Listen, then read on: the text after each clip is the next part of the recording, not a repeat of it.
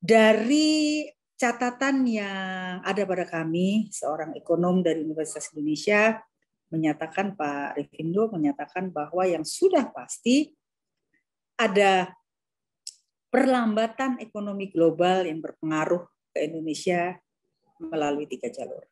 Jalur perdagangan, investasi, dan jalur keuangan pasar modal. Belum lagi catatan juga menunjukkan IMF sendiri memprediksi bahwa pertumbuhan ekonomi kita hanya mencapai 5,6%, yang berarti ini lebih rendah daripada tahun yang lalu.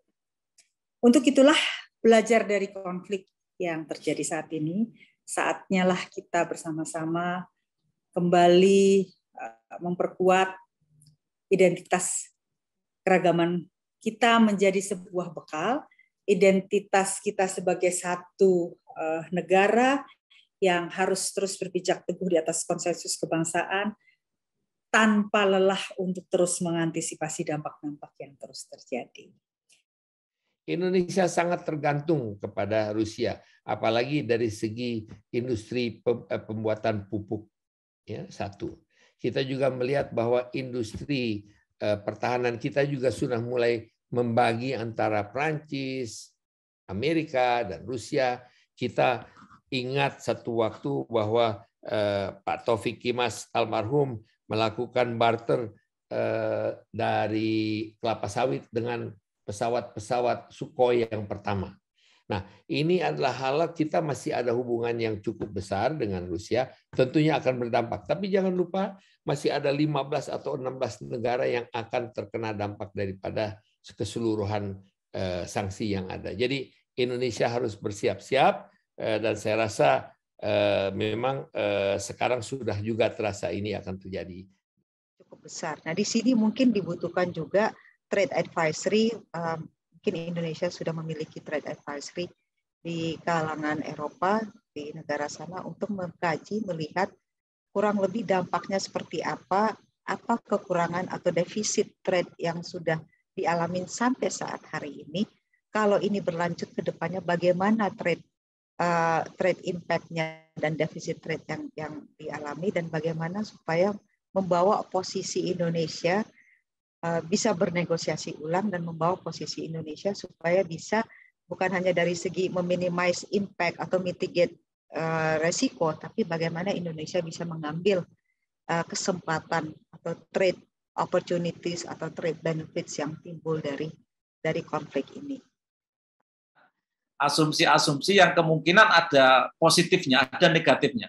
Positifnya cukup jelas ya, kita akan mendapatkan windfall, ya, akan mendapatkan durian runtuh dari kenaikan harga komoditas, baik itu migas maupun batu bara. Dan ini jauh melesat di atas asumsi APBN kita. Misalnya APBN kita itu menetapkan ICP. ICP itu harga acuan dalam negeri, produk Indonesian Crude Price itu $63 per barel. Sementara sekarang sudah $138 per barel. Batu bara itu ditetapkan harganya $67,3 per ton. Sementara sekarang sudah $200 per ton. Jadi akan ada windfall profit ya dari kenaikan harga komoditas primer. Di sini yang memang pemerintah memang harus melihat ya bahwa untuk menjaga daya beli masyarakat ini menjadi prioritas gitu, karena ketika masyarakat ini tidak bisa mempertahankan daya belinya, mereka tidak akan susah gitu ya membeli suatu barang yang harganya sudah meningkat, harganya sudah naik gitu. Nah, maka kalau tidak misalnya ya harga-harga tidak terhindarkan dan mereka tidak bisa membeli, nah ini mereka mungkin bisa jatuh ke kemiskinan, tingkat kemiskinan yang lebih tinggi gitu, sehingga memang resikonya ketika inflasi nanti naik, pemerintah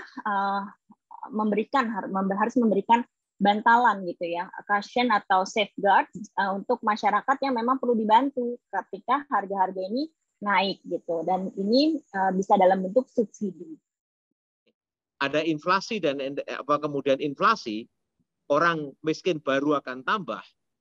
Karena itulah kemudian diperlukan sejak awal adalah persiapan kebijakan, dan yang pertama menurut saya adalah bagaimana menangani kelompok-kelompok yang rentan yang perlu diantisipasi. Ini yang kita belum membicarakannya. Nah, kelompok rentan ini adalah kelompok-kelompok orang miskin yang sekarang dengan tekanan COVID, kemudian ada tekanan yang namanya inflasi nanti ini akibat dari semua kenaikan itu. Kelompok yang akan miskin ini, kita lihat misalnya sekarang, bayangkan ini baru yang namanya minyak, itu orang udah berdesakan di mana-mana. Nah, kalau ini ditambah dengan yang lain-lain, maka subsidi mau nggak mau harus dibigat dengan tepat. Nah, mungkin kita fokus ke internal kita. Kita cek ya, bagaimana tata kelola energi yang sudah kita tahu kita sangat bergantung terhadap minyak fosil yang jumlahnya juga sangat besar, produksi kita 700, konsumsi kita 1,4 juta barrel. Berarti nanti ketika pasokan global ini nanti berkurang, kita harus mencari sumber minyak yang harganya mahal gitu di pasar. Nah, mungkin ini peran-peran dari para lobbyis perdagangan dan para diplomasi kita, ujian diplomasi kita untuk mendapatkan jaminan bahwa minyak kita bisa dapat misalnya secara bilateral dengan harganya yang harga sahabat gitu. Nah, mungkin itu yang perlu di garis bawahi.